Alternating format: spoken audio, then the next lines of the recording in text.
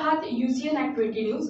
आता सविस्तर बातम्या। काल बिल्किस बानो प्रकरणात सर्वोच्च न्यायालयात 11 दोषींना गुजरात सरकारनं माफी दिल्याच्या विरोधात हरकत घेतली आहे। बिल्किस बानो सामूहिक बलात्कार आणि 7 जणांच्या हत्येतील आरोपींना गुजरात सरकारनं गेल्या वर्षी 15 ऑगस्टला सजा माफ तुरुंगातून मुक्त केलं होतं। या विरोधात अनेक सामाजिक संघटना तथा राजकीय पक्षांनी सुप्रीम कोर्टात याचिका दाखल करून न्याय मागितला होता। याबाबत कोर्टानं आपला निर्णय दिला असून सर्व गुन्हेगारांना तात्काळ तुरुंगासमोर सरेंडर करण्याचे आदेश दिले आहेत। याबाबत सामाजिक कार्यकर्ता व कायदेतज्ञ ॲडव्होकेट अभय टाकसाळ यांच्याशी ॲट 20 न्यूजच्या प्रतिनिधींनी साधलेला हा संवाद। आज सकाळीच एक चांगली बातमी आली। बिल्किस बानो यांच्यावर 2002च्या दंगलीमध्ये 11 बलात्काऱ्यांनी सामूहिक बलात्कार केला होता। बलात्कार झाल्यानंतर त्याची केस चालली कोर्टामध्ये आणि त्या 11च्या 11 बलात्काऱ्यांना शिक्षा देण्याचा निर्णय न्यायालयाने घेतलेला होता आणि न्यायालयामध्ये ते सगळं सिद्ध झाल्यानंतर मिळालेल्या शिक्षा ते भोगत होते आणि शिक्षा चालू असताना गुजरात सरकारने अचानक 15 ऑगस्ट 2022 रोजी या 11ही बलात्काऱ्यांना आरती ओवाळून त्यांना सोडून दिलेलं होतं।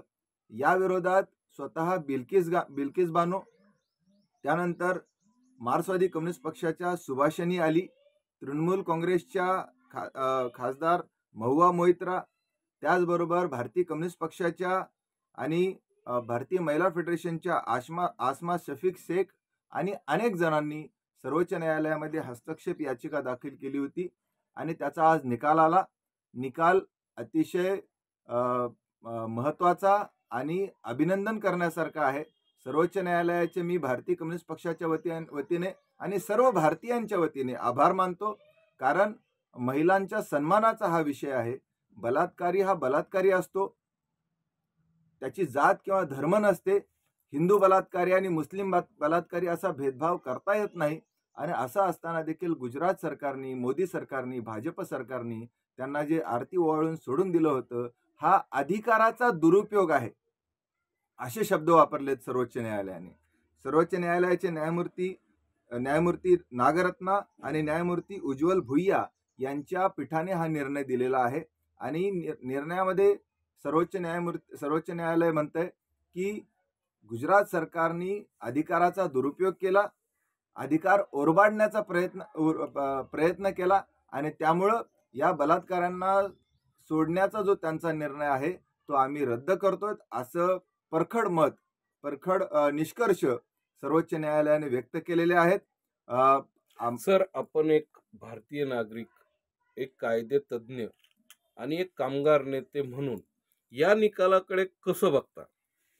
मी या निकालाने मला समाधान झालेलं आहे, कारण भारत हा हिंदू राष्ट्र नसून भारत हा एक धर्मनिरपेक्ष राष्ट्र आहे आणि कुठलंही राष्ट्र असू द्या, छत्रपती शिवाजी महाराजांच्या महाराष्ट्रात आपण राहतो, डॉक्टर बाबासाहेब आंबेडकरांच्या, फुले शाहू आंबेडकरांच्या महाराष्ट्रात आपण राहतो आणि फुले शाहू आंबेडकरांची, छत्रपती शिवाजी महाराजांची परंपरा जोपासतो आपण।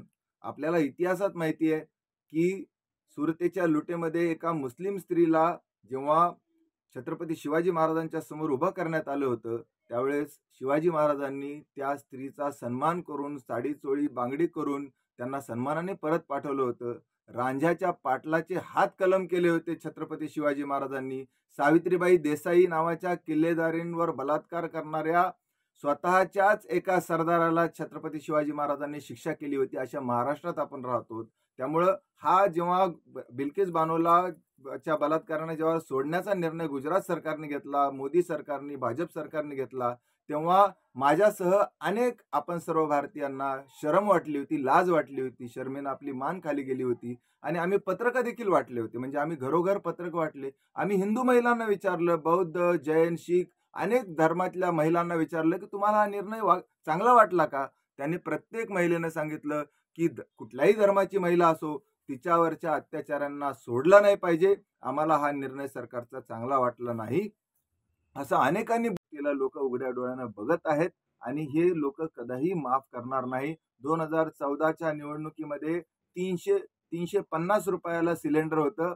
त्याच्यानंतर आता ते 1200 रुपयाला केलं आणि 1200 रुपयाचं परत 1000 रुपयाला केलं. हे लोक उघड्या डोळ्यानं बघतायत. त्यामुळं हिंदू असो, मुसलमान असो, सगळ्या जाती धर्माचे लोक परेशान आहेत या सरकारपासून आणि निश्चितच त्याचा पुनर्विचार लोक करतील. या संविधानानं 5 वर्षानंतरच्या निवडणुका यासाठीच ठेवलेल्या आहेत की याचा प्रत्येकाचा आढावा घेतला पाहिजे. सर, जाता जाता शेवटचा प्रश्न, हा सत्यावर सत्याचा विजय आहे का? हा संविधानाचा विजय आहे का? हा उन्माद करणाऱ्यांना मोठी चपराक आहे का? काय वाटतंय? निश्चितच हा असत्यावर सत्याचा विजय आहे. सत्यमेव जयते असंच मी म्हणेन. त्याचबरोबर हा महिलांचा विजय आहे. भारतातल्या सर्व महिलेचा विजय आहे आणि छत्रपती शिवाजी महाराजांना मानणाऱ्या, डॉक्टर बाबासाहेब आंबेडकरांना, फुले शाहू आंबेडकरांना मानणाऱ्या सर्व भारतीयांचा हा विजय असं मी म्हणेन. संविधानाचा विजय असं मी म्हणेन. या संविधानाच्या पहिल्याच ओळीत म्हणलंय की आम्ही भारताचे लोक स्वतःला हे संविधान अर्पण करीत आहोत. या देशामध्ये कोणीही सर्वोच्च नाही, या देशातले लोक सर्वोच्च आहेत, हेच यातून दिसून येतं. त्यामुळे मी सर्वोच्च न्यायालयाचे मनापासून आभार मानतो. धन्यवाद सर. आपलं नाव? मी ॲडव्होकेट कॉम्रेड अभय